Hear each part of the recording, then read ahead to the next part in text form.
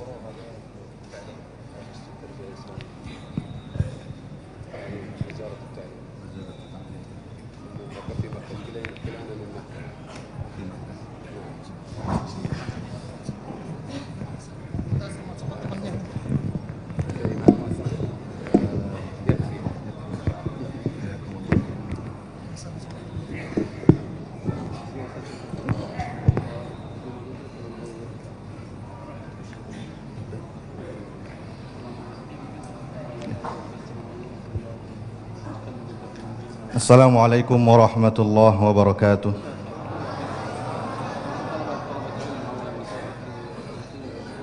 Alhamdulillah wassalatu wassalamu ala Rasulillah wa ala alihi wa sahbihi wa man walah, amma ba'd. Jamaah hadirin rahmati Allah, alhamdulillah pada malam hari ini kita kedatangan tamu yang insyaallah akan memberikan kita faedah. Yang paling dekat dengan saya adalah Fadilatul Syekh Dr. Arif Al-Utsaimin. Beliau berasal dari kota Mekah. Beliau adalah salah seorang dosen pengajar di Universitas Ummul Qura. Inilah universitas yang sangat terkenal bagi para penuntut ilmu pada khususnya. Kemudian yang kedua, yang paling ujung, beliau adalah Syekh Ibrahim Al-Harbi. Beliau mengajar di Kementerian Wazaratut Ta'lim di Mekah juga. Malam hari ini insyaallah kita akan mendengarkan untayan faidah dari beliau-beliau ini. Semoga Allah Subhanahu wa taala memberikan kita keberkahan. Walan nastami' ila kalimat fadilatul syekh hafizahullah taala, falyatafaddal mashkura.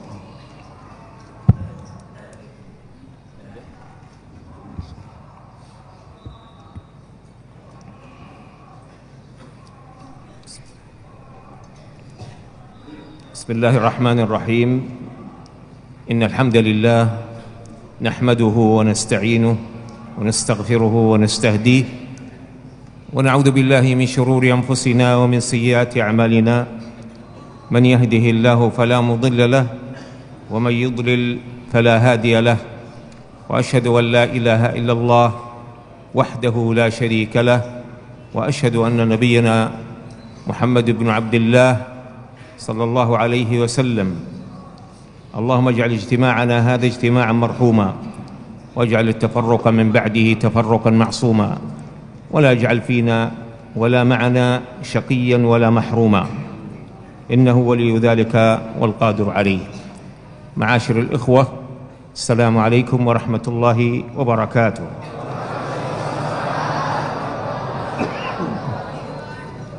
في هذه الليلة الطيبة، ليلة الجمعة، ويوم الجمعة وخير الأيام، وهو الذي يكثر من الصلاة والسلام على رسول الله صلى الله عليه وسلم. ولذلك من أقرب الناس إلى النبي صلى الله عليه وسلم يوم القيامة أكثرهم عليه صلاة. والصلاة على النبي صلى الله عليه وسلم أفضلها الصلاة الإبراهيمية، وهو اللهم صل على محمد وعلى آل محمد كما صليت على إبراهيم وعلى آل إبراهيم إنك حميد مجيد، وبارك على محمد وعلى آل محمد كما باركت على إبراهيم وعلى آل إبراهيم إنك حميد مجيد. هذه أفضل الصلاة على النبي صلى الله عليه وسلم. ولو قلت اللهم صل على رسول الله، اللهم صل وسلم على رسول الله، وافقت الصلاة والسلام على رسول الله. Syekh Ibrahim hafizahullah taala membuka majelis beliau dengan membacakan kita khutbatul hajah yang kita kenal bersama, yaitu memuji-muji Allah Subhanahu wa taala, kemudian memohon perlindungan kepada Allah, memohon pertolongan kepada Allah Subhanahu wa taala. Kemudian tidak lupa beliau menyampaikan salawat atas Rasulullah sallallahu alaihi wasallam. Kemudian beliau juga membuka untayan nasihat beliau dengan membacakan kita sebuah doa yang luar biasa agar Allah Subhanahu wa taala menjadikan berkumpulnya kita di tempat ini sebagai perkumpulan yang dirahmati oleh Allah Subhanahu wa taala. Kemudian beliau mengucapkan salam sebagai sapaan awal beliau kepada kita. Kemudian beliau berkata bahwasanya di malam ini kita berada di malam Jumat yang merupakan sebaik-baik hari, yang dimana di hari itu disunnahkan untuk memperbanyak salawat dan salam atas baginda Rasulullah sallallahu alaihi wasallam. Karena itu disebutkan bahwasanya orang yang paling dekat dengan Rasulullah sallallahu alaihi wasallam nanti di hari kiamat adalah orang yang paling banyak menyampaikan salawat kepada beliau. Dan beliau menjelaskan bahwasanya salawat yang paling afdal untuk kita panjatkan adalah salawat Ibrahimiyah. InsyaAllah kita semua hafal, yaitu Allahumma salli ala Muhammad wa ala ali Muhammad kama sallaita ala Ibrahim wa ala ali Ibrahim innaka Hamidun Majid, wa barik ala Muhammad wa ala ali Muhammad kama barakta ala Ibrahim wa ala ali Ibrahim innaka Hamidun Majid. Ini adalah salawat yang paling afdal. Kemudian beliau mengatakan seandainya seseorang mengucapkan salawat selain dari itu yang dia mampu, misalnya Allahumma salli ala Muhammad atau sejenisnya, maka sesungguhnya dia telah menyampaikan salawat atas Rasulullah sallallahu alaihi wasallam. 6. ولذلك قال سبحانه وتعالى: لقد كان لكم في رسول الله أسوة حسنة لمن كان يرجو الله واليوم الآخر. لقد كان لنا في رسول الله قدوة نقتدي به عليه الصلاة والسلام. لا نفعل شيئا لم يفعله النبي صلى الله عليه وسلم ونعتبره عبادة. وما آتاكم الرسول فخذوه وما نهاكم عنه فانتهوا. إذا لم يأتي عن رسول الله صلى الله عليه وسلم عمل صالح وعبادة فإننا لا نأتي بعبادة من عندنا، لا نأتي بأقوال لم يفعلها النبي صلى الله عليه وسلم ونعتبرها عبادة، لأن هذا تشريع. فدين الإسلام مبني على الاتباع، اتباع الرسول صلى الله عليه وسلم. قال تعالى: وإن تطيعوه تهتدوا. إن لم نطع رسول الله صلى الله عليه وسلم لا نهتدي. التمسك بسنة النبي صلى الله عليه وسلم وبما جاء في الأحاديث عن رسول الله صلى الله عليه وسلم هي النجاة يوم القيامة.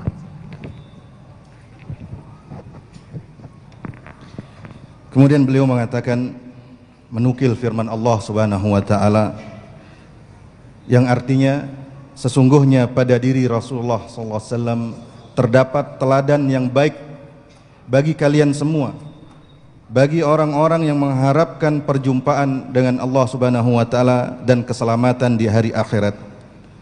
Sesungguhnya kita memiliki contoh yang luar biasa pada diri Rasulullah sallallahu alaihi wasallam yang kita wajib untuk meneladani beliau, kemudian mencontoh beliau dengan cara jangan kita melakukan sesuatu atau mengamalkan sesuatu dan menganggapnya sebagai ibadah selama itu tidak pernah dilakukan oleh Rasulullah SAW. Maka apa yang datang dari Rasulullah SAW itulah yang dinamakan ibadah. Allah Subhanahu wa taala juga berfirman dalam Al-Quran yang artinya apa-apa yang dibawa kepada kalian oleh Rasulullah SAW maka ambillah, dan apa-apa yang dilarang kalian melakukannya maka tinggalkanlah. Jika Rasulullah SAW tidak menjelaskan sebuah amal soleh atau sebuah ibadah, maka jangan sampai kita melakukannya, jangan sampai kita mengucapkannya dan menganggapnya sebagai ibadah.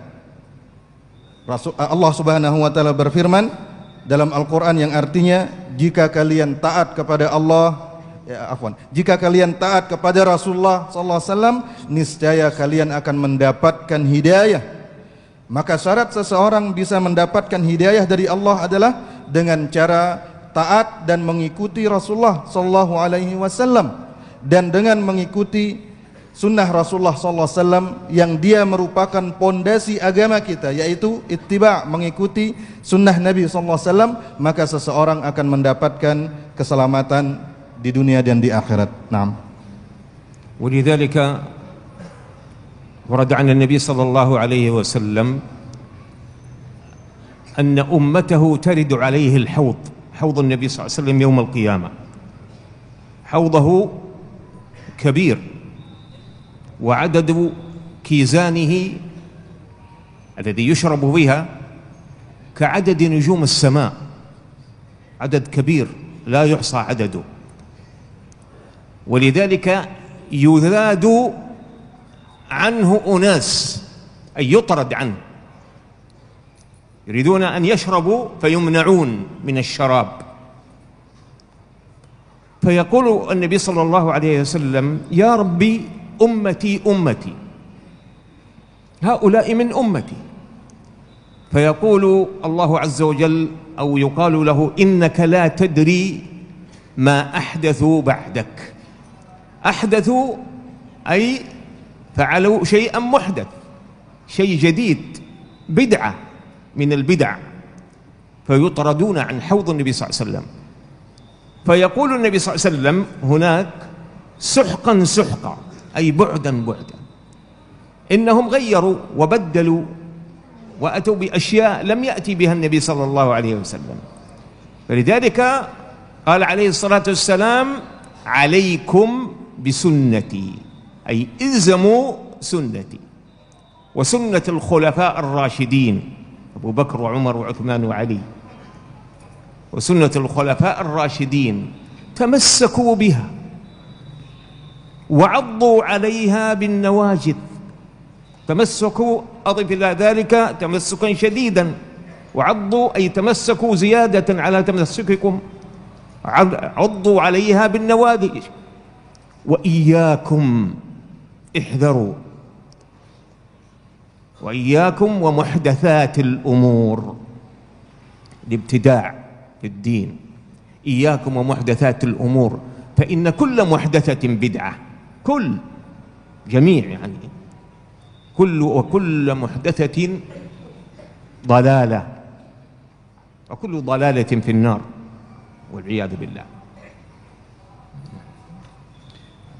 Kemudian beliau melanjutkan penjelasan beliau bahwasanya telah diriwayatkan dari Nabi SAW bahwasanya nanti di hari kiamat umat beliau akan mendatangi telaga beliau di padang mahsyar, di mana telaga tersebut sangat besar.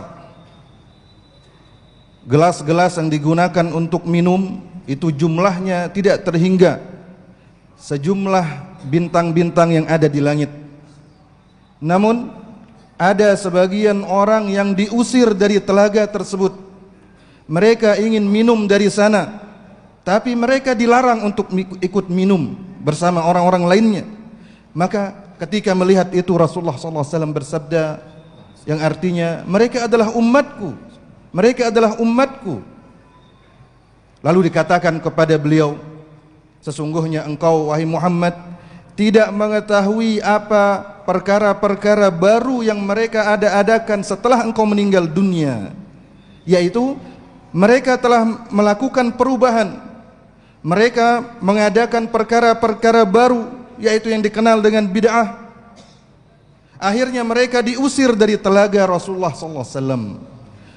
Ketika itu Rasulullah SAW mengatakan, menjauhlah kalian, karena mereka telah merubah agama Rasulullah SAW. Mereka mendatangkan perkara-perkara yang tidak ada dalam agama Nabi SAW.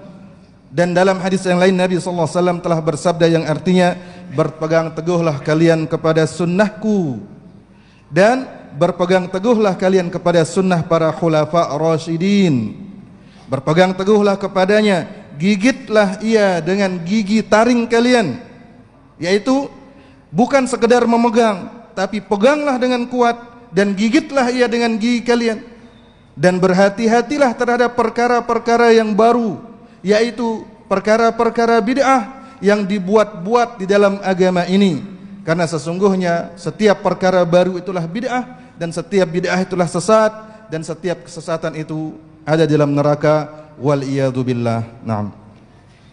Abdullah bin Mas'ud الصحابي الجليل رضي الله عنه الذي قال النبي صلى الله عليه وسلم: من أحب أن يقرأ القرآن غضا كما أنزل فليقرأه على قراءة ابن أم عبد، اللي هو عبد الله ابن مسعود من السابقين إلى الإسلام.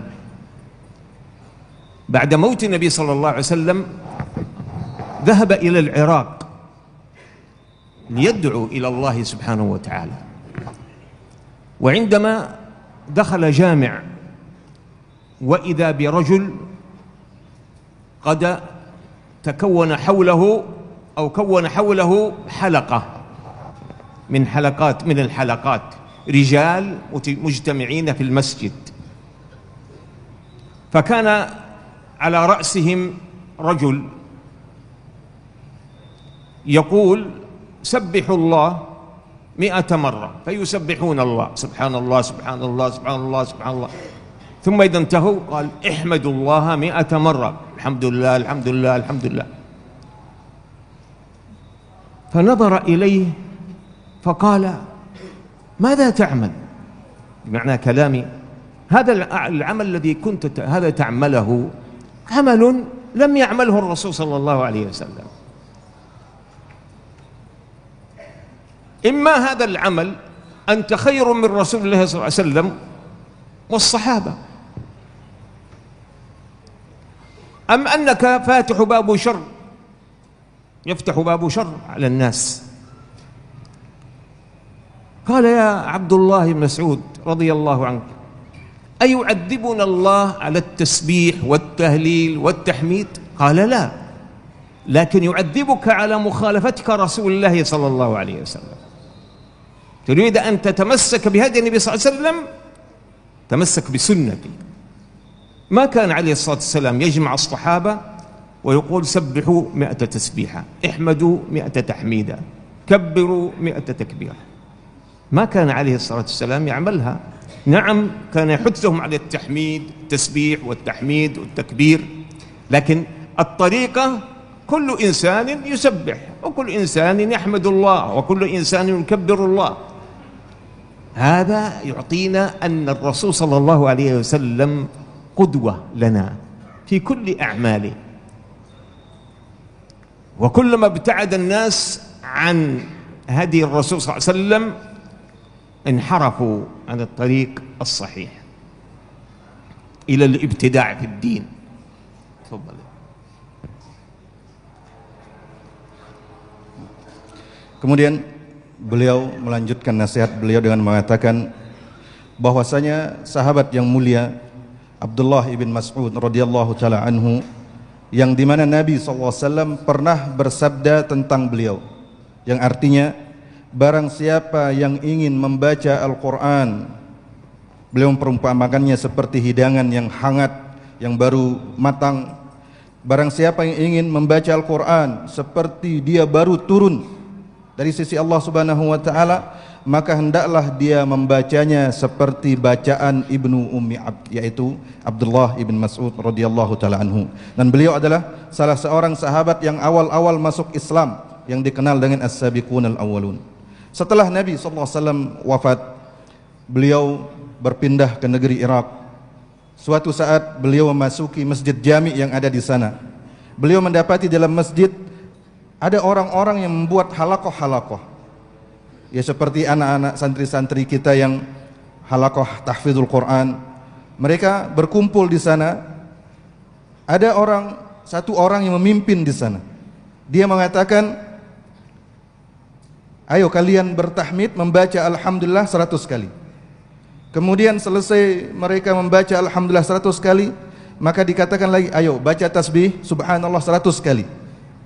Maka Abdullah bin Mas'ud menegur mereka dan bertanya, apa yang kalian lakukan?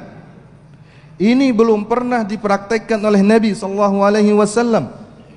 Maka Ibnu Mas'ud menjelaskan bahwasanya ada dua kemungkinan apa yang kalian lakukan ini. Kemungkinan pertama, kalian lebih baik daripada Rasulullah sallallahu alaihi wasallam dan para sahabat. Atau kemungkinan kedua, kalian membuka pintu kesesatan bagi manusia. Kemudian mereka berkata kepada Abdullah ibn Mas'ud, apakah Allah akan mengazab kami karena zikir, karena kami bertasbih, karena kami bertahmid? Apakah Allah akan mengazab kami gara-gara itu? Maka Abdullah bin Mas'ud mengatakan, tentu saja tidak. Tapi Allah akan mengazab kalian karena kalian menyelisihi sunnah Nabi SAW. Nabi SAW dulu tidak pernah mengumpulkan para sahabat lalu mengatakan, silahkan kalian takbir, silahkan kalian bertahmid, silahkan kalian bertasbih. Belum pernah dilakukan oleh Nabi SAW seperti itu. Benar, dulu Nabi SAW senantiasa memberikan penyemangat bagi para sahabat untuk berzikir. Tapi caranya adalah masing-masing orang berzikir sendiri, bertasbih sendiri. Ini semua menunjukkan bahwasanya Rasulullah SAW adalah teladan kita, contoh kita dalam segala perbuatan kita. Ketika manusia jauh dan semakin jauh dari sunnah Nabi SAW, maka mereka akan semakin jauh menyimpang dari jalan yang lurus ini menuju perkara bid'ah. Nah. ولذلك كان عبد الله بن عمر بن الخطاب رضي الله عنه الذي هاجر مع أبيه وهو صغير السن، واستصغره النبي صلى الله عليه وسلم يوم غزوة أحد فرده، لم يشارك النبي صلى الله عليه وسلم غزوة أحد لأنه صغير السن، وأجازه في الخندق، في غزوة الخندق. كان عبد الله بن عمر من أشد الصحابة في التمسك بسنة النبي صلى الله عليه وسلم، حتى في الأفعال التي هي أفعال يفعلها كل أحد. عندما جاء من مكان يوما من الأيام وهو راكب على ناقته، ورأوا عبد الله بن عمر مال قليلا عن الطريق، فسألوه: لماذا ملت عن الطريق؟ قال: لقد رأيت النبي صلى الله عليه وسلم أتى إلى هذا المكان فمال، فملت كما مال عليه الصلاة والسلام، مع أن أمامه ليس أمامه ما يمنع.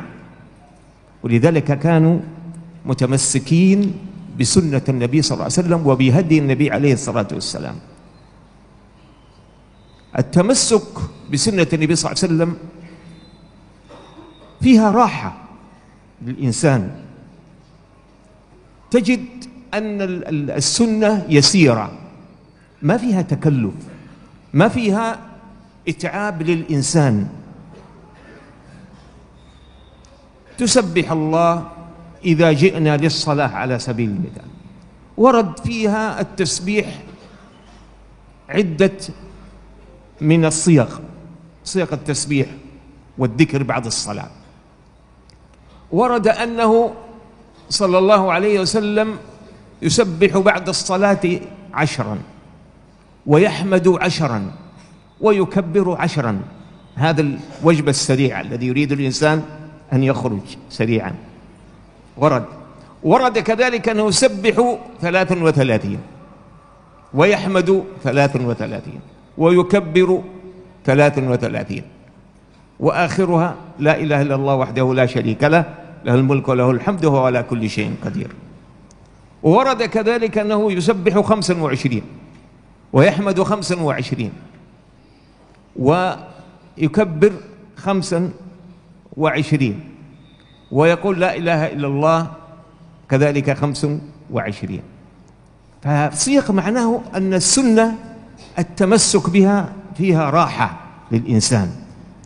كان عليه الصلاة والسلام ما خير بين أمرين إلا اختار أيسرهما ما لم يكن حراما.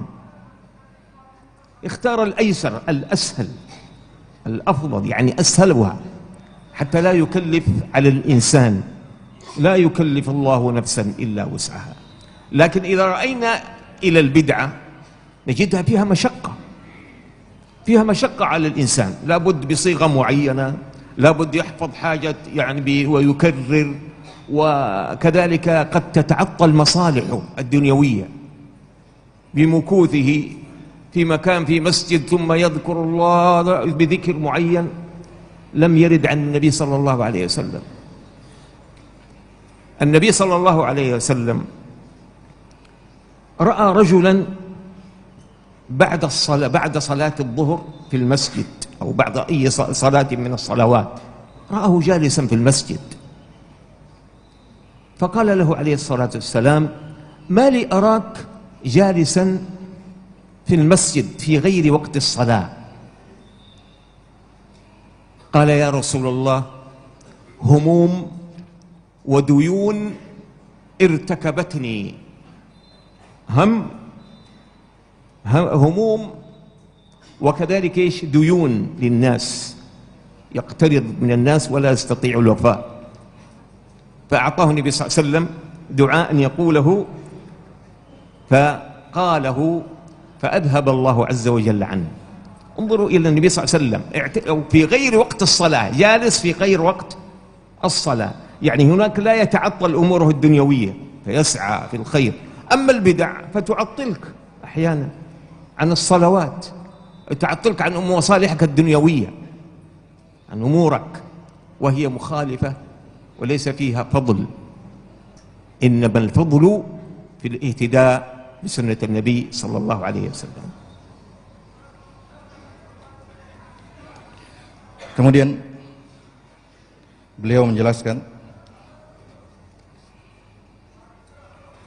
bahwasanya Abdullah bin Umar bin Khattab radhiyallahu taala anhuma, yang dimana beliau adalah salah seorang sahabat yang ikut hijrah bersama ayahanda beliau Umar bin Khattab ketika usianya masih belia, masih kecil. Dan pada perang Uhud, Nabi SAW pernah menolaknya untuk ikut perang Uhud gara-gara Rasulullah SAW menganggapnya masih belum cukup usia. Dan Rasulullah SAW memberinya izin untuk ikut perang ketika perang Khandaq. Abdullah bin Umar adalah salah satu para sahabat yang sangat keras pegang teguhnya kepada sunnah Nabi SAW. Bahkan dalam perkara-perkara yang bisa dikatakan perbuatan biasa yang dilakukan oleh banyak orang, selama dilakukan oleh Nabi SAW, dia contoh. Beliau menyebutkan salah satu contohnya, bagaimana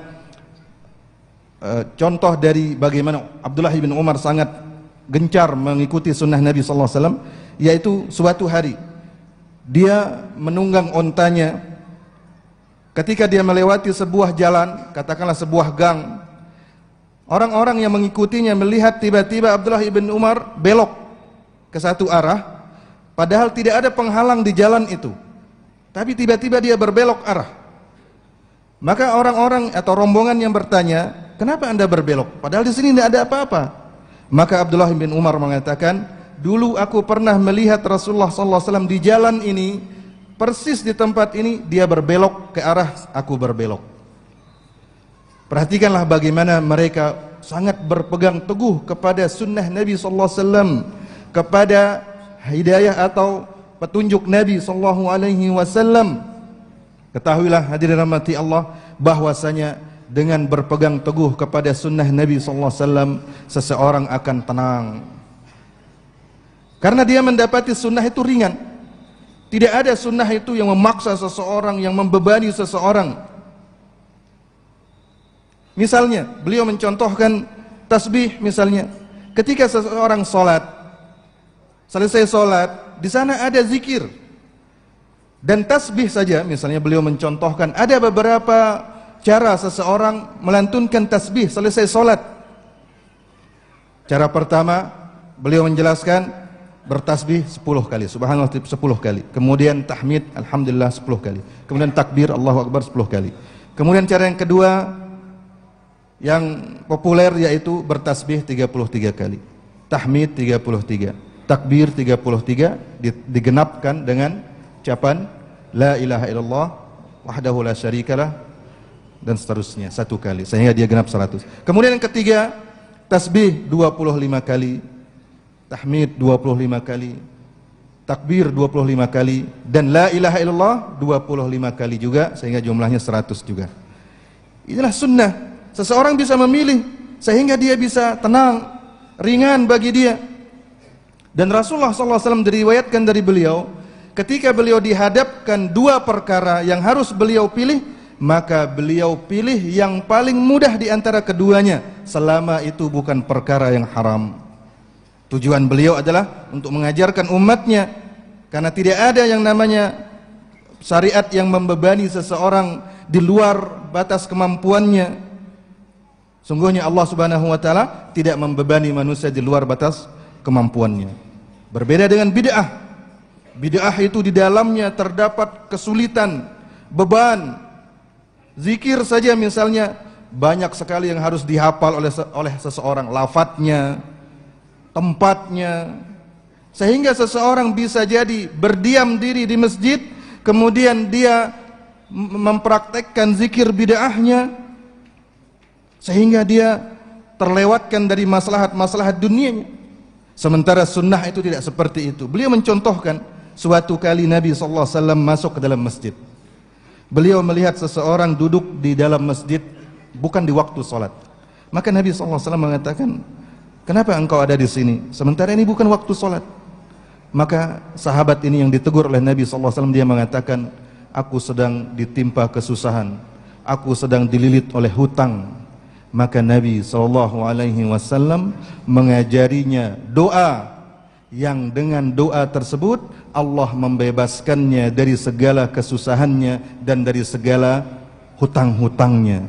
Perhatikanlah bagaimana sunnah itu memberikan maslahat akhirat dan maslahat dunia sekaligus. Adapun bid'ah itu akan memogokkan seseorang, membuat seseorang menjadi pengangguran yang membuat dia kehilangan maslahat dunianya. Karena sesungguhnya karunia dan keutamaan itu didapat oleh seseorang hanya dengan mengikuti sunnah Nabi sallallahu alaihi wasallam. Nah. Qala sallallahu alaihi wasallam, taraktu fikum ma in tamassaktum bihi. Taraktu fikum ma in tamassaktum bihi lan tadillu ba'di. ما هو ما هذين الأمرين؟ قال كتاب الله وسنتي. كتاب الله القرآن الذي لا يأتيه الباطل من بين يديه ولا من خلفه، تنزيل من حكيم حميد. كتاب الله الذي نزل به الروح الأمين على قلب نبينا ليكون من المنذرين بلسان عربي مبين. هذا القرآن الذي من تمسك به بلغ الجنة، ومن جعله وراء ظهره زج في قفاه إلى النار والعياذ بالله. القرآن كتاب الله، وهو كلام الله الذي تكلم به ونزل به جبريل عليه السلام على النبي عليه الصلاة والسلام، وكان عليه الصلاة والسلام يريد أن يقرأ مع جبريل، فقال الله له: لا تحرك به لسانك لتعجل به، إنا علينا جمعه، أي لك يا محمد، وقرآنه، فإذا قرأناه فاتبع قرآنه، ثم إن علينا بيانه. فلذلك هذا القرآن إذا تمسكنا به نجونا. وفي القرآن هدى ونور، وفيه اطمئنان، وفيه راحة نفسية، وفيه صلاح الحال، وفيه الشفاء. وننزل من القرآن ما هو شفاء ورحمة للمؤمنين، قل هو للذين آمنوا هدى وشفاء ويشفي صدور قوم مؤمنين. كل ذلك في القرآن. وقال الرسول يوم القيامة، وقال الرسول: يا رب إن قوم اتخذوا هذا القرآن مهجورا. انشغلوا بدنياهم، انشغلوا بحياتهم عن القرآن، لم يحكموه في حياتهم، لم يقرؤوه، لم يسمعوه، لم ينصاعوا إلى أوامره، ولم يتبعوا أوامره، فكانوا هم الخاسرين. وقال الرسول: يا رب إن قوم اتخذوا هذا القرآن مهجورا. سنة الحبيب المصطفى صلى الله عليه وسلم الذي هي وحي من الله، ويعلمهم الكتاب والحكمة، والحكمة المقصود بها السنة. فالسنة هي وحي غير متلو، غير مقروء مثل القرآن، بل هو نور. هذه السنة نور، إذا اتبعناها، تبعنا كتاب الله وسنة النبي صلى الله عليه وسلم، نجونا. وكذلك في الدنيا سعدنا في هذه الدنيا. فلذلك يجب علينا العناية بالقرآن والسنة الصحيحة عن النبي صلى الله عليه وسلم. وقد تعب العلماء السابقين في جمع لنا السنة موجودة ولله الحمد. صحيح البخاري، صحيح مسلم، السنن، سنن أبي داود والترمذي والنسائي وابن ماجه، وجوامع الأحاديث الموجودة ولله الحمد. وفي هذه الأزمان السنة بين يديك في الجوال، القرآن بالقراء بين يديك وأنت في بيتك، تستطيع أن تسمع، تستطيع أن تقرأ، تستطيع أن تتعلم. وهذا من رحمة الله ومن فضل الله سبحانه وتعالى.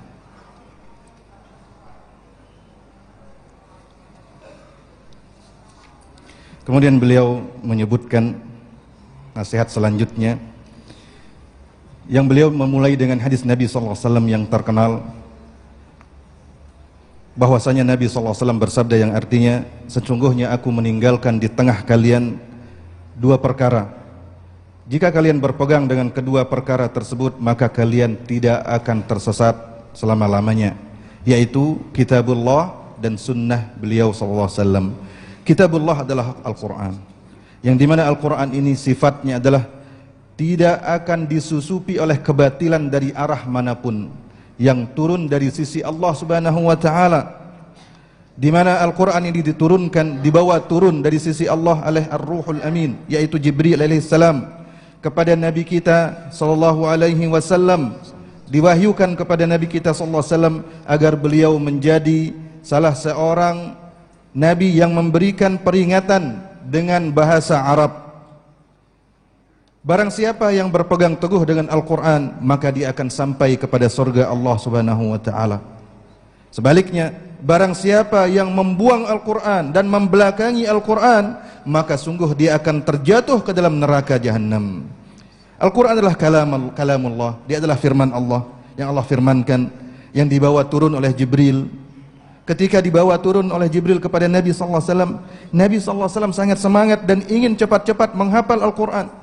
Maka Allah Subhanahu wa taala menegur Nabi kita sallallahu alaihi wasallam sebagaimana Allah sebutkan dalam beberapa ayat di dalam surat Al-Qiyamah, yang artinya, janganlah engkau cepat-cepat menggerakkan lisanmu untuk membacanya, tapi tunggulah, jika kami telah membacanya, maka silahkan engkau hafalkan, kemudian kami akan menanggung penjelasannya untukmu.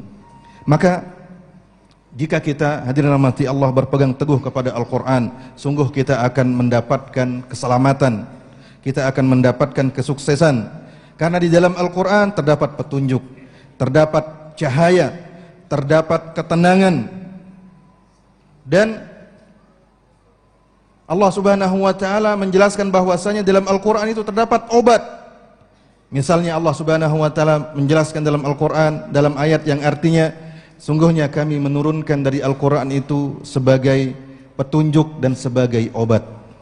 Kemudian dalam ayat yang lain Allah Subhanahu wa taala berfirman yang artinya, katakanlah wahai Muhammad, Al-Quran itu bagi orang-orang yang beriman adalah obat. Kemudian dalam ayat yang lain Allah Subhanahu wa taala menjelaskan yang artinya, sungguhnya kami akan melapangkan dada orang-orang yang beriman, yaitu dengan Al-Quran. Semua itu ada dalam Al-Quran, semua itu dikandung oleh Al-Quran. Kemudian nanti di hari kiamat Rasulullah sallallahu alaihi wasallam akan mengadu kepada Allah Subhanahu wa taala, sebagaimana Allah sebutkan dalam Al-Quran bahwasanya Nabi kita sallallahu alaihi wasallam akan berkata, ya Rabbi, ya Allah, sesungguhnya kaumku menjadikan Al-Quran ini sebagai sesuatu yang mereka tinggalkan. Mereka sibuk dengan dunia mereka, sehingga mereka tidak menjadikan Al-Quran sebagai sumber hukum dalam kehidupan mereka. Mereka tidak pula membacanya, dan mereka tidak pula mau mendengarkannya, menyimaknya, dan mereka tidak mengikuti dan tidak tunduk kepada perintah-perintah Al-Quran, sehingga mereka menjadi orang-orang yang merugi. Adapun sunnah Nabi sallallahu alaihi wasallam, dia adalah wahyu dan hikmah yang Allah sebutkan dalam Al-Quran. Dia adalah wahyu, namun tidak sama dengan Al-Quran yang seorang mendapatkan pahala ketika membacanya. Namun dia sama seperti Al-Quran, dia adalah cahaya. Jika kita mengikutinya, maka kita akan mendapatkan keselamatan di akhirat dan kebahagiaan di dunia. Maka kita wajib untuk memperhatikan Al-Quran dan hadis, terutama hadis-hadis yang sahih. Dan para ulama memiliki perhatian yang sangat besar untuk mengumpulkan hadis-hadis yang sahih. Sebut saja misalnya Sahih Bukhari, Sahih Muslim, kemudian Kitabus Sunan seperti Sunan Abi Dawud, Sunan At-Tirmidzi dan lain-lainnya, kemudian kitab-kitab yang mengumpulkan hadis-hadis. Di zaman ini kita akan dengan sangat mudah mendapatkan hadis-hadis tersebut di hadapan kita, di HP-HP kita, kita mudah untuk mendapatkannya. Kemudian Al-Quran direkam di suara-suara qari yang kita bisa mendengarkannya kapan saja, bisa membacanya dan bisa mempelajarinya. Nah, نختم بقول النبي صلى الله عليه وسلم اقرأوا القرآن فإنه يأتي يوم القيامة شفيعا لأصحابه. اقرأوا القرآن فإنه يأتي يوم القيامة شفيعا لأصحابه. أنت لك صاحب تصاحبه، قد يكون نعم أخيك المسلم بعيد، ولكن ليس كالصاحب الذي أنت تصاحبه دائما. فكذلك القرآن تكون مصاحبا له. يأتي يوم القيامة كما قال النبي صلى الله عليه وسلم: يأتي يوم القيامة القرآن تقدمه سورة البقرة وآل عمران تحاجان عن صاحبهما يوم القيامة.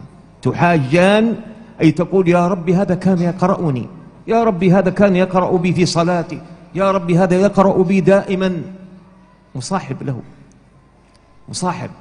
والقرآن كما قال النبي صلى الله عليه وسلم: شافع مشفع، شافع مشفع، وماحل مصدق. ماحل أي يحاول وأن يشفع لك، ويحاول ويتكلم ويقول: يا ربي هذا أسهرته بالليل، هذا يقرأني دائما، وهكذا. وهو ماحل أي ماحل يحاول حتى يشفع لك عند الله سبحانه وتعالى. ولذلك يحرص المرء على كتاب الله سبحانه وتعالى. كان عليه الصلاة والسلام إذا اشتكى أي أصابه مرض نفث على نفسه بالمعوذتين: قل أعوذ برب الفلق وقل أعوذ برب الناس. وورد كذلك أن الفاتحة كما ورد أن أبي بن كعب قال: وما يدريك، النبي صلى الله عليه وسلم قال له: وما يدريك أنها وما يدريك أنها رقية، أن هذه الفاتحة رقية يرقي بها الإنسان نفسه. إذا اشتكى عليه الصلاة والسلام نفث على نفسه بالمعوذات، اشتكى من أي مرض من الأمراض. والقرآن شفاء لأي مرض، ولكن يحتاج إلى يقين، يحتاج إلى يقين وتصديق أنه شفاء وليس دواء، إنما هو شفاء، كما أخبر الله عز وجل قال: ننزل من القرآن ما هو شفاء ورحمة، شفاء ورحمة للمؤمنين، بل هو للذين آمنوا هدى وشفاء. فنسأل الله بأسمائه الحسنى وصفاته العلى أن يجعلنا من أهل السنة وممن تمسك بالسنة، ويجعلنا من أهل القرآن الذي قال عنهم النبي صلى الله عليه وسلم: أهل القرآن هم أهل الله وخاصته، ولا يخرف من جمع القرآن في صدره، كما قال كثير من السلف الصالح أن من جمع القرآن وحفظ القرآن وردد القرآن مع نفسه دائما فإنه لا يخرف، يعني ما يخرف أنه لا يطرأ إليه الخرب. إذا كبر سنه فيبقي الله له عقله، وهذا فضل من الله سبحانه وتعالى، لأنه جمع كلام الله في صدره وعمل به، يتلوه آناء الليل وأطراف النهار. أسأل الله سبحانه وتعالى أن يجعل ما قلناه حجة لنا ولكم، ولا يجعله حجة علينا، إنه ولي ذلك والقادر عليه. وصلى الله وسلم وبارك على عبده ورسوله محمد وعلى آله وصحبه أجمعين. Kemudian beliau mengakhiri untayan nasihat beliau dengan mengatakan atau menukil sabda Nabi sallallahu alaihi wasallam yang memerintahkan kita untuk membaca Al-Quran, di mana beliau bersabda yang artinya, bacalah oleh kalian Al-Quran, karena sesungguhnya Al-Quran itu akan hadir di hari kiamat sebagai pemberi syafaat bagi temannya, bagi orang yang rajin membacanya. Subhanallah, seseorang menjadi teman Al-Quran. Seseorang kadang-kadang tidak dekat dengan kita, jauh dengan kita, tapi kita tetap menjadi temannya. Dan Al-Quran ini akan menjadi teman seseorang Dan disebutkan dalam sebuah hadis bahwasanya surat Al-Baqarah secara khusus dan surat Ali Imran akan membela orang yang membacanya di hari kiamat.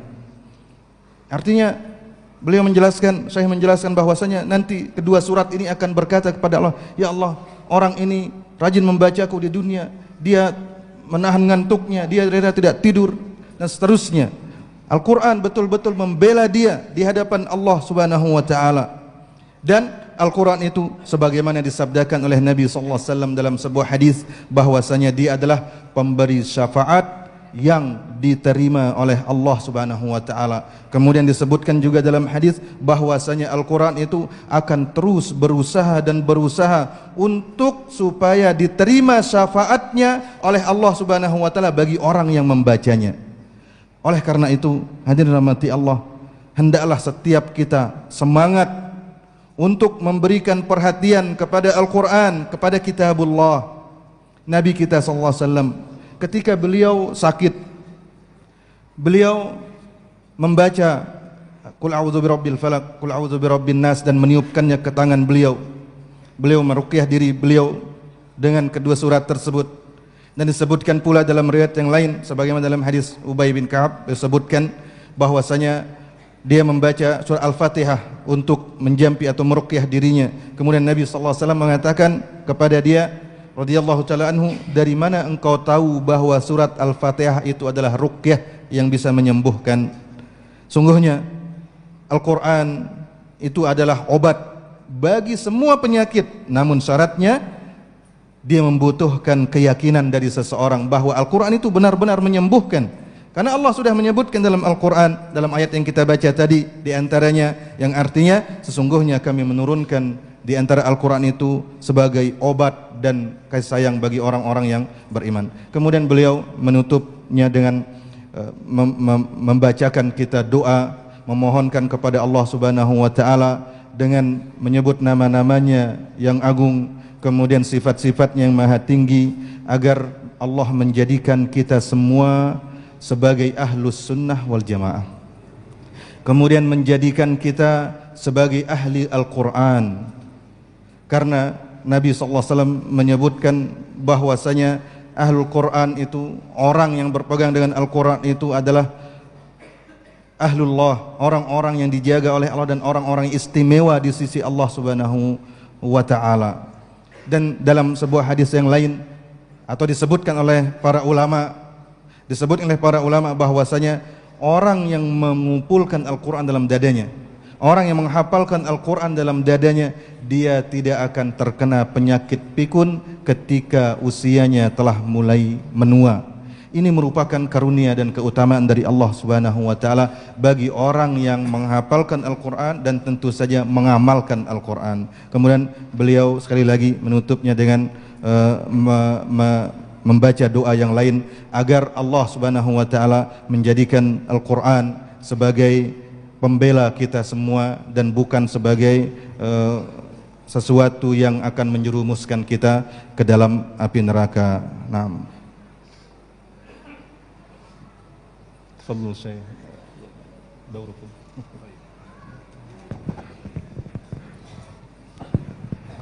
Assalamu alaikum warahmatullahi wabarakatuh.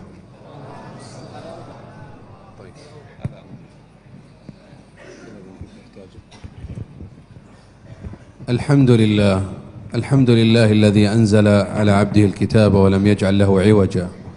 الحمد لله الذي جعلنا من أمة محمد صلى الله عليه وسلم، جعلنا مسلمين ودعانا إلى كتابه الكريم وإلى سنة نبيه صلى الله عليه وسلم، وجعل جزاءنا جنات النعيم فضلا منه ومنه. فالحمد لله حمدا طيبا مباركا فيه كما يحب ربنا ويرضى. ونصلي ونسلم على نبينا الكريم إمام المتقين صلى الله عليه صلاة دائمة قائمة ما تعاقب الليل والنهار. اللهم إنا نسألك علما نافعا وعملا متقبلا ورزقا طيبا. اللهم علمنا ما ينفعنا وانفعنا بما علمتنا واجعله حجة لنا لا حجة علينا يا ذا الجلال والإكرام. إن كتاب الله الكريم هو سلوة الخاطر وهو بهجة النفوس، به ترتقي الأمة وبه تنال الرحمات والبركات والخيرات، تستدفع به الشرور، فهو أعظم ما أنزل على الأرض وحيا، يأتي بعده كلام النبي صلى الله عليه وسلم. نزل به جبريل الأمين إلى محمد صلى الله عليه وسلم، وإنه لتنزيل رب العالمين، نزل به الروح الأمين على قلبك لتكون من المنذرين. فمن عاش به فأنعم بها حياة، ومن أعرض عنه فلن يجد السعادة ولو ملك الأرض كلها في يديه. نعيش مع آيات من كتاب الله الكريم تطبيقا لما تكلم به الشيخ إبراهيم جزاه الله خيرا، فخير ما تعمر به الأوقات هو كلام الله عز وجل. فسنتلو عليكم آيات كريمات من كتاب الله عز وجل، ونجتهد في استعراض ما يتيسر من تفسيرها.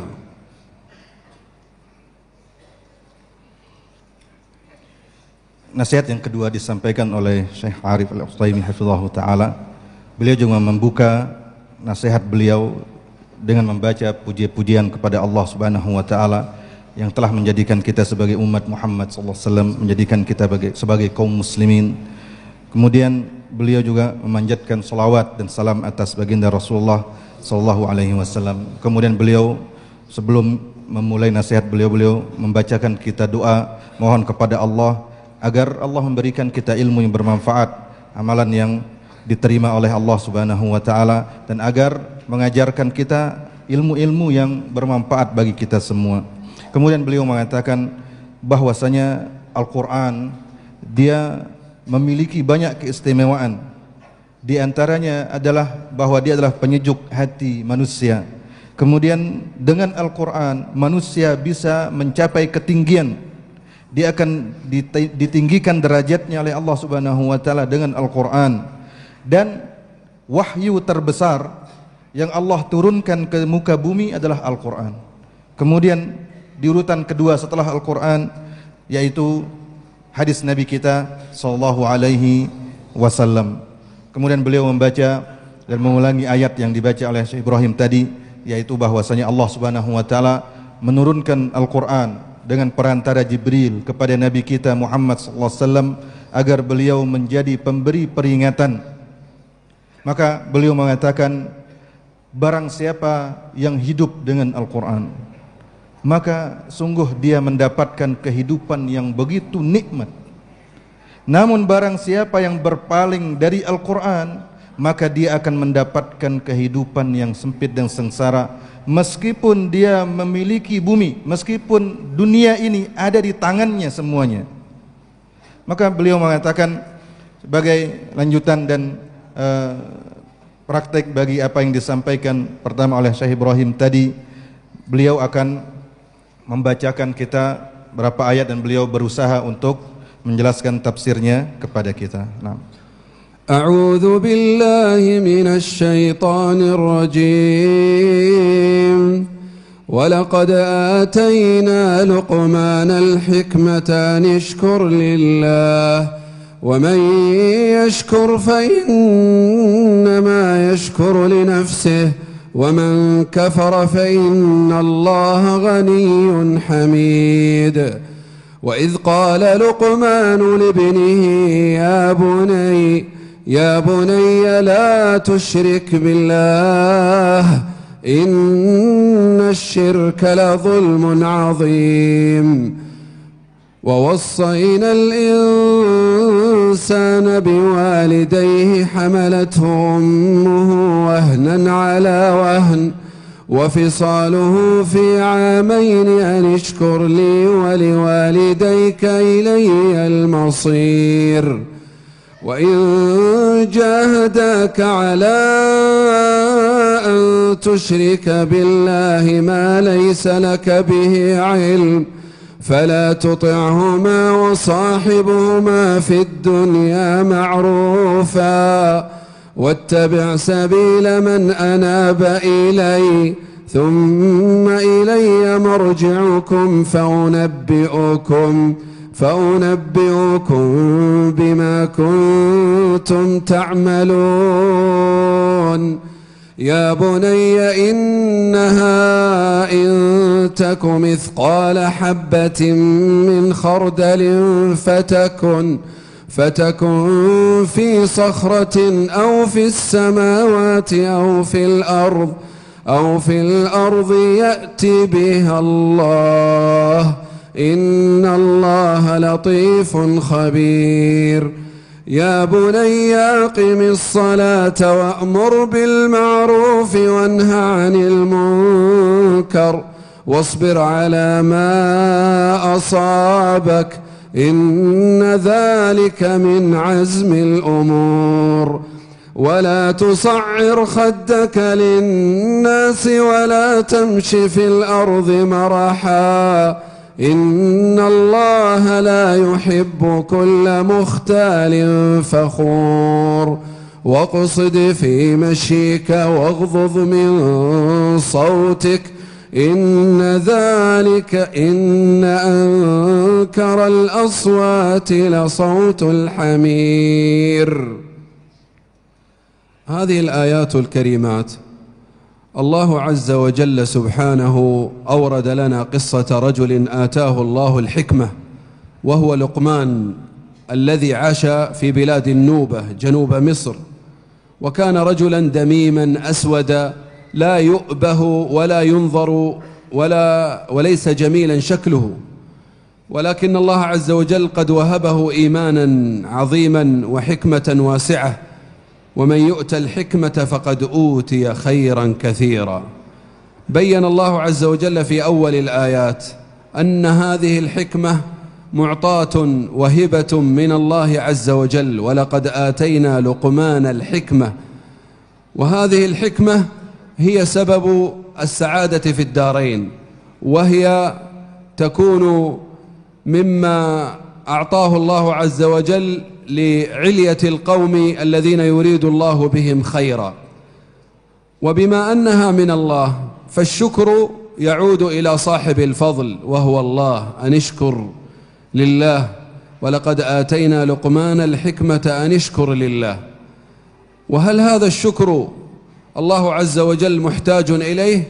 تعالى الله وجل جلاله ليس في حاجة لعبادة ولا شكر أحد، فلا تضره معصية العاصي ولا تنفعه طاعة الطائع، ومن يشكر فإنما يشكر لنفسه. فالكاسب من طاعة الله هو العبد نفسه، ومن يشكر فإنما يشكر لنفسه. وعلم الله في علمه السابق أن هناك من خلقه من يحيد عن جادة الصواب ويجحد نعم الله ويكفر بالله، فقال ومن كفر فإن الله غني حميد. الله عز وجل محمود في ذاته، محمودة صفاته، لا يحتاج إلى مدحة أحد، وهو غني عن عباده جميعا، خلقهم من عدم وأوجدهم من العدم ووهبهم النعم، وهو يتفضل عليهم بعد ذلك جزاء شكورا إلى الجنة لمن شكر، والنار مصير من كفر.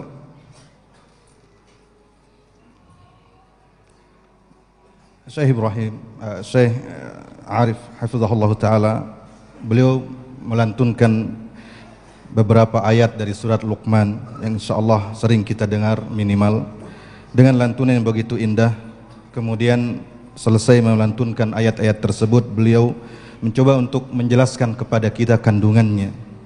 Beliau mengatakan hafizahullah ta'ala bahwasanya ayat-ayat ini di dalamnya Allah subhanahu wa ta'ala menyebutkan kisah seorang lelaki yang Allah berikan hikmah, yaitu Luqman, yang dia hidup di sebuah negeri di sebelah selatan negeri Mesir. Dia bukanlah seorang yang tampan, bahkan sebaliknya beliau seorang lelaki yang berkulit hitam, mungkin dihinakan oleh banyak orang. Intinya beliau tidak memiliki postur tubuh yang bagus. Namun Allah subhanahu wa ta'ala menganugerahkan kepadanya hikmah, Dan Allah Subhanahu wa taala menyebutkan dalam sebuah ayat yang artinya barang siapa yang Allah berikan hikmah, sesungguhnya dia telah mendapatkan banyak kebaikan. Di awal surat, di awal ayat kisah Luqman ini, Allah Subhanahu wa taala menjelaskan bahwasanya hikmah itu adalah pemberian dan karunia dari Allah Subhanahu wa taala. Hikmah adalah salah satu sebab kebahagiaan seseorang. Dan ketika hikmah ini datang dari sisi Allah Subhanahu wa taala, maka yang harus diberikan atau yang harus disyukuri adalah sumber nikmat tersebut, yaitu Allah Subhanahu wa taala. Namun ketika kita mengetahui ini bahwasanya ketika seseorang mendapatkan hikmah dari Allah, maka dia harus berterima kasih kepada Allah. Apakah artinya Allah membutuhkan terima kasih? Tidak, tentu saja tidak. Maha tinggi Allah Subhanahu wa taala, sungguhnya dia tidak butuh kepada makhluknya. Dia, yaitu Allah Subhanahu wa taala, tidak memudaratkannya perbuatan maksiat, pelaku maksiat, dan tidak pula bermanfaat baginya ketaatan orang yang melakukan ketaatan. Allah menyebutkan dalam sambungan ayat tersebut, di kisah Luqman tersebut, barang siapa yang bersyukur, sesungguhnya dia bersyukur untuk dirinya. Maka Allah Subhanahu wa taala mengajarkan juga di sini bahwasanya di sana ada orang-orang yang menyimpang, ada orang-orang yang kufur kepada nikmat Allah Subhanahu wa taala. Maka Allah Subhanahu wa taala mengancam dengan mengatakan bahwasanya, yang artinya barang siapa yang kufur kepada Allah Subhanahu wa taala, sesungguhnya Allah Maha Kaya lagi Maha Terpuji. Allah terpuji pada zatnya, Allah terpuji pada sifat-sifatnya. Sungguhnya Allah Subhanahu wa taala juga Maha Kaya, dia tidak membutuhkan hamba-hambanya. Allah menciptakan mereka dari tidak ada menjadi ada. Allah Subhanahu wa taala mengadakan mereka menjadi ada. Maka orang yang bersyukur kepada Allah diberikan balasan sesuai perbuatan mereka, dan barang siapa yang kufur, maka Allah Subhanahu wa taala memasukkannya ke dalam neraka. Nah. والحكمة هي وضع الشيء في موضعه حسب الزمان والمكان. ولذلك إذا نظرنا إلى تسلسل هذه الآيات نجد أن لقمان وفقه الله عز وجل لنصيحة ابنه بالأهم ثم المهم، بدأ بالأهم. فما هو أهم شيء يوصيه الأب لأبنائه أو الأستاذ لطلابه؟ بل كل أحد إلى أحد أعظم وصية يوصى بها الخلق هو التوحيد. والوصية تكون من مشفق مفارق إما بموت أو بسفر أو ما في حكمهما، يكون يوصيه من أجل اشتداد الزمان ونحو ذلك، فتكون الوصية محلها محل الشفقة والرحمة، وتؤخذ مأخذا عظيما، لأنها لحظة فراق أو لحظة اشتداد الفتن. قال لقمان لابنه: وإذ قال لقمان لابنه وهو يعظه يا بني. لقمان يتخلل أولاده أو ولده ومن حوله بالموعظة حتى لا يملوا، ولذلك هو يعظهم. والموعظة النصيحة في شفقة ورحمة وتوضيح وبيان بدون زيادة لا تفهم. فقال يا بني، وفي كلمة يا بني شفقة ورحمة بابنه. إن لا تشرك بالله إن الشرك لظلم عظيم. فأول نصيحة بدأ بها لقمان هي نصيحة ابنه إلى أن يتمسك بالتوحيد ويبتعد عن الشرك، لأن في الشرك سوء أدب وتعد على حقوق الله عز وجل، فالتوحيد حق من حقوق الله. ولذلك نصحه بألا يتجاوز الحد مع الله ويسيء الأدب ويتدخل في ما ليس من شأنه. فالإنسان عبد لله مخلوق من خلق الله، فلا بد أن يأتمر بأمر الله ويتأدب العبد عند سيده، فلا يتجاوز حده ويعبد هذا الخالق وهذا السيد بما أمر ويجتنب ما نهى عنه. وجاءت نهاية الآية إن الشرك لظلم عظيم، من أعظم الظلم لما ذكرت لكم. ولذلك جاء في آيات أخر إن الله لا يغفر أن يشرك به إنه من يشرك بالله فقد حرم الله عليه الجنة. فالشرك يقع فيه كثير من الناس وهم لا يشعرون جهلا، بل أحيانا تسوقهم العاطفة أنها عبادة لله وهم يذبحون لغير الله، يدعون غير الله، يعرضون عن هدي الله، فيقعون في الشرك عن علم أو جهل. لذلك أوجب الواجبات على العلماء وطلبة العلم تجلية التوحيد للناس وتحذيرهم من الشرك. Kemudian beliau hafizahullah ta'ala menjelaskan bahwasanya hikmah maknanya adalah meletakkan segala sesuatu pada tempatnya sesuai pada waktunya, yaitu meletakkan sesuatu tepat pada tempatnya. Jika kita memperhatikan wasiat Luqman kepada anaknya di dalam ayat yang beliau baca tadi, kita mendapati bahwasanya Luqman memulai nasihatnya dengan perkara yang paling penting. Kemudian setelahnya baru menyebutkan perkara yang penting lainnya. Apa perkara yang paling penting di sini yang selayaknya seorang guru mengajari muridnya? Bahkan setiap orang ketika mengajari orang lain, dia harus memperhatikan ini, perkara yang paling penting ini. Perkara paling penting tersebut adalah at-tauhid. At-tauhid. Dan wasiat, kata beliau, adalah sebuah pesan yang disampaikan oleh seseorang yang memiliki kecintaan atau kasih sayang kepada orang yang diberikannya, entah itu disebabkan karena dia akan berpisah dengan kematian atau ketika akan berpergian jauh atau lain-lainnya. Intinya wasiat itu dia memberikan sebuah rasa atau momen yang begitu mengena ketika didengarkan oleh seseorang. Karena apa? Karena wasiat itu biasanya disebutkan oleh seseorang yang begitu sayang kepada orang yang disayanginya.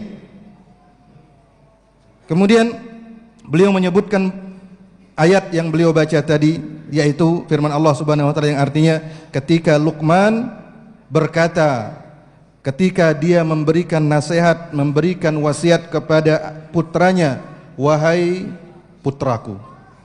Luqman, kata beliau hafizahullah taala, beliau secara berkala memberikan nasihat dan wasiat kepada putranya. Kenapa? Agar putranya ini tidak bosan dengan nasihat, dengan kalimat-kalimat yang berisi wasiat dan seterusnya. Dan beliau menyampaikannya dengan penuh kasih sayang. Dia menyampaikannya dengan penuh kecintaan. Pada ucapannya yang memanggil anaknya, wahai putraku, atau bahasa kita, wahai ananda. Di dalamnya terdapat isyarat bahwasanya dia sangat mencintai anaknya. Kemudian apa pesan yang disampaikan? Yaitu dia mengingatkan tentang perkara syirik. Ini adalah nasihat pertama yang hendaknya seseorang berpegang teguh kepadanya, yaitu penjelasan bahwasanya syirikan itu adalah kezaliman yang paling besar, yaitu kita diwasiatkan untuk berpegang teguh dengan tauhid. Kemudian beliau menyebutkan dan menjelaskan bahwasanya kesyirikan itu pada hakikatnya adalah kurang ajar kepada Allah Subhanahu wa taala, kemudian melampaui batas dalam hak-hak Allah Subhanahu wa taala. Ini tidak selayaknya dilakukan oleh seseorang yang sifatnya adalah hamba Allah, makhluk Allah. Seharusnya dia beradab kepada Allah Subhanahu wa taala. Jangan dia melampaui batas dalam hak Allah Subhanahu wa taala. Namun dengan melakukan kesyirikan, seseorang telah berlaku kurang ajar kepada Allah Subhanahu wa taala. Maka seharusnya dia beribadah kepada Allah Subhanahu wa taala dengan menjauhi kesyirikan. Kemudian beliau melanjutkan dengan firman Allah Subhanahu wa taala, sungguhnya kesyirikan itu adalah kezaliman yang sangat besar.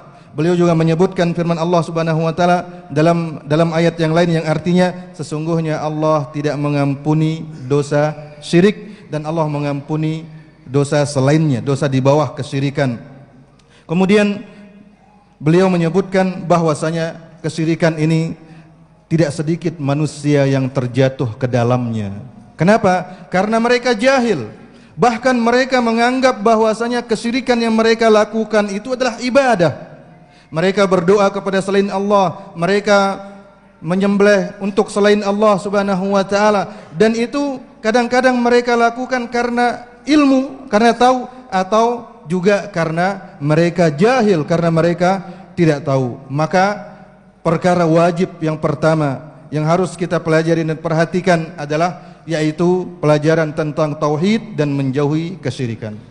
بعد ذلك وصاه ببر الوالدين ثم وصاه بأن يكون على يقين بقدرة الله وحسن الظن بالله والتوكل عليه ثم بين له في قوله يا بني أقم الصلاة وأمر بالمعروف وانهى عن المنكر واصبر على ما أصابك أمره بالقيام بالصلاة وواجب الأمر بالمعروف والنهي عن المنكر ثم قال اصبر على ما أصابك لأن من سار على طريق الأنبياء لا بد أن يؤذى فعليه بالتسلح بالصبر في سبيل الدعوة إلى الله ثم بين أن ذلك من العزيمة والإصرار على طريق الخير ثم بعد ذلك وضح له ألا يكون متكبرا ولا تمشي في الأرض مرحا ولا تصعر خدك للناس ولا تمشي في الأرض مرحا فالله لا يحب المتكبرين فهم يحشرون يوم القيامة أمثال الذر يطأهم الناس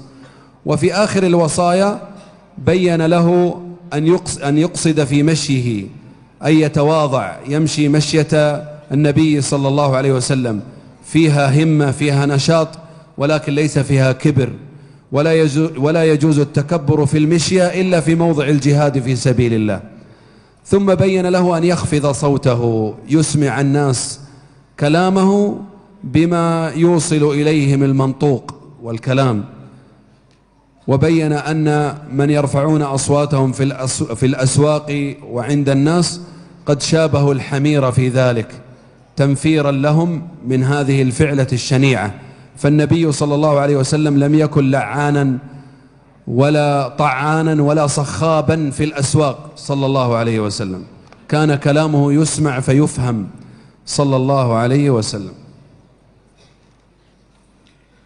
Kemudian beliau hafizahullah ta'ala menyebutkan bahwasanya perkara selanjutnya yang Luqman wasiatkan dan nasihatkan kepada putranya adalah berbakti kepada kedua orang tua. Kemudian agar putranya yakin dengan kemampuan dan kemahakuasaan Allah Subhanahu wa taala, dan agar putranya tawakal, yaitu berserah diri kepada Allah Subhanahu wa taala. Kemudian selanjutnya disebutkan dalam ayat selanjutnya, yaitu wasiat Luqman kepada putranya, wahai putraku, dirikanlah salat, kemudian tegakkanlah amar ma'ruf nahi mungkar, mengajak orang berbuat kebaikan, mencegah orang lain melakukan kemungkaran, dan bersabarlah engkau atas apa yang menimpamu. Dalam ayat ini terdapat wasiat untuk menegakkan salat, mendirikan salat, kemudian menegakkan amar ma'ruf nahi mungkar, kemudian bersabar. Karena orang yang berdakwah pasti akan mendapatkan ujian, pasti akan disakiti, pasti akan menemukan rintangan dan cobaan.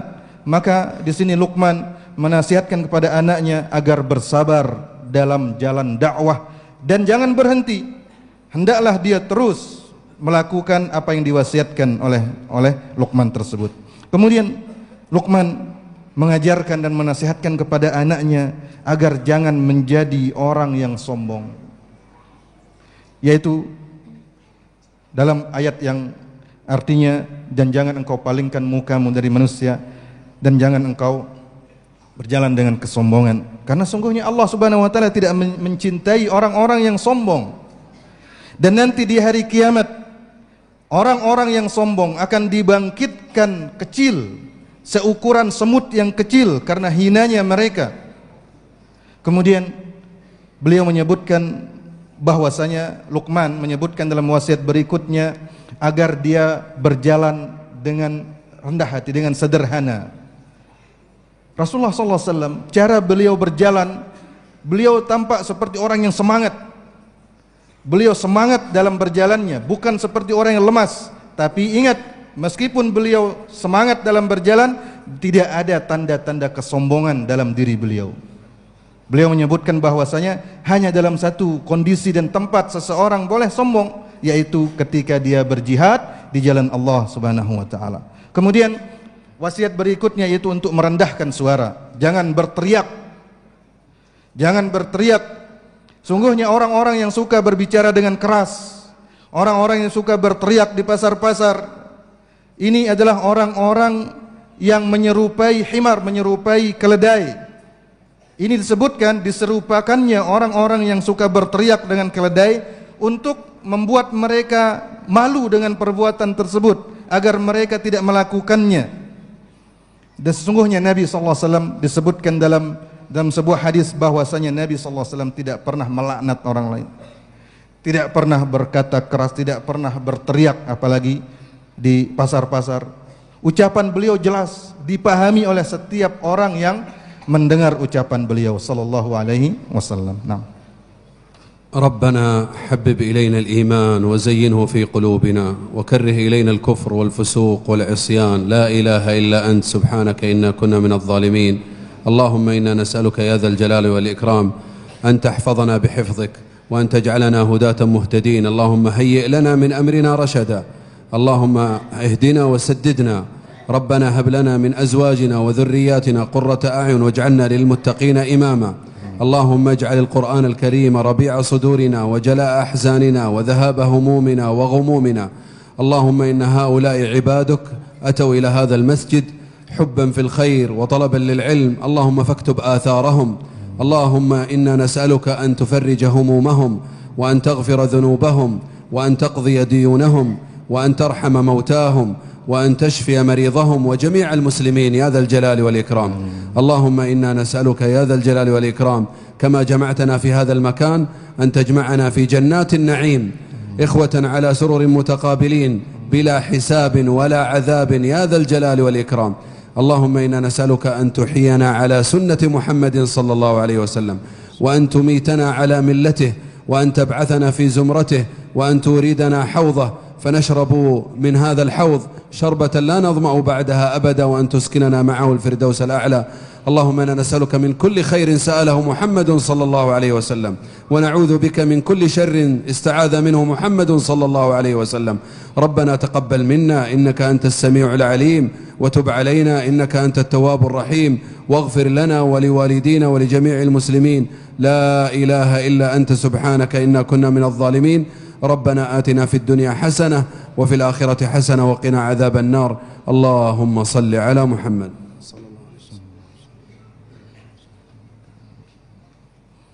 Beliau menutup nasihat beliau dengan untayan doa yang sangat luar biasa, yang intinya beliau mendoakan kita semua dan seluruh kaum muslimin agar diberikan kebaikan dunia dan akhirat, dan agar kita dikumpulkan oleh Allah Subhanahu wa taala sebagai saudara di dunia dan di akhirat itu di surga Allah Subhanahu wa taala. Demikian untayan nasihat. Demikian kajian kita pada malam hari ini. Hadirin rahmati Allah. Ya, silahkan azan.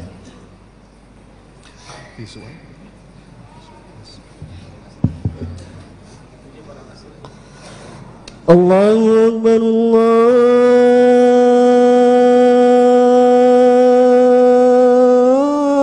Allahu Akbar, Allahu Akbar, Allahu Akbar. Asyhadu an la ilaha illallah.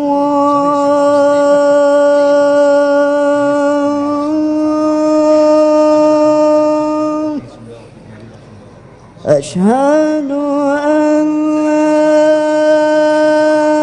ilaha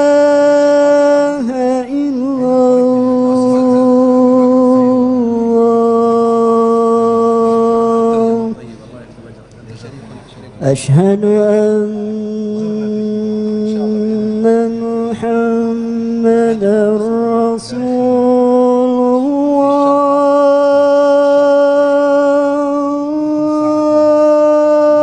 الله أشهد أن محمدا رسول الله حي على الصلاة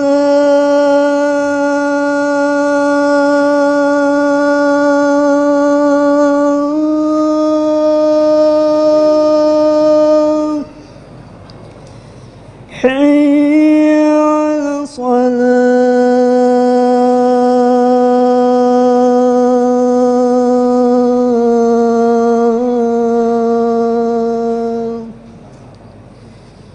حي على الفلاح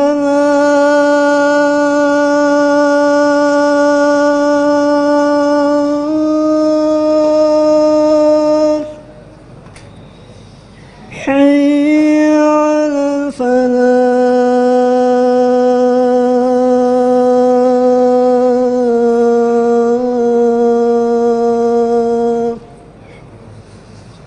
الله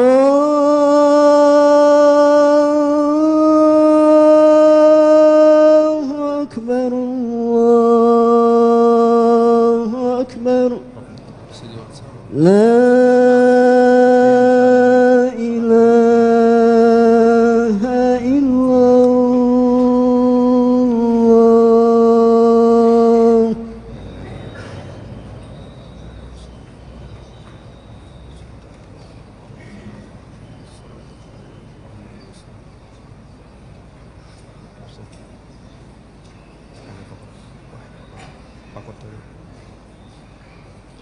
Bismillahirrahmanirrahim. Alhamdulillah wassalatu wassalamu ala Rasulillah wa ala alihi wa sahbihi wa man wala.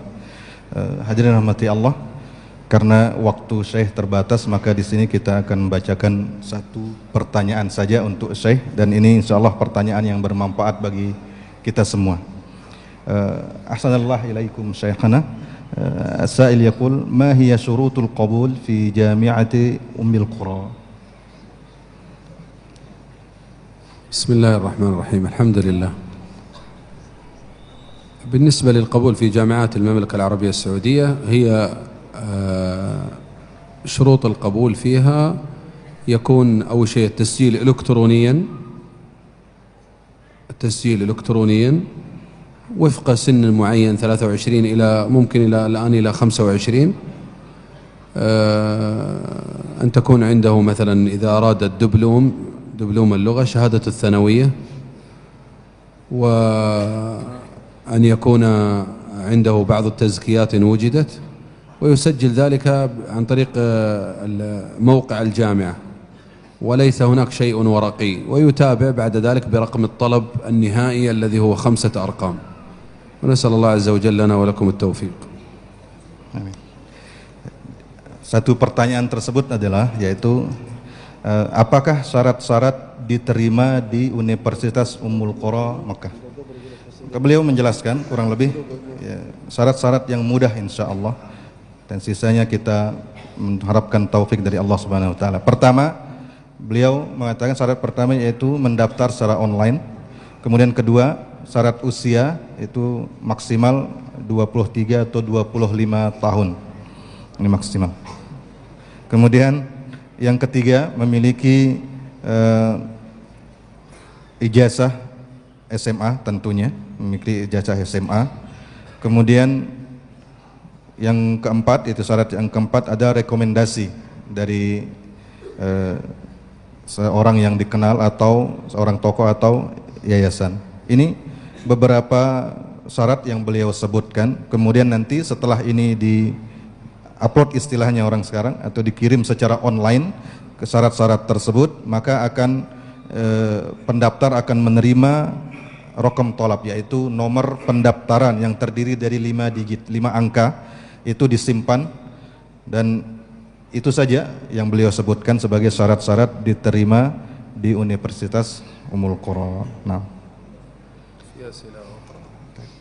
Demikian jemaah rahmati Allah, kita tutup dengan doa kafaratul majelis. Subhanakallahumma bihamdika asyhadu an la ilaha illa anta astaghfiruka wa atubu ilaik. Wassalamualaikum warahmatullahi wabarakatuh.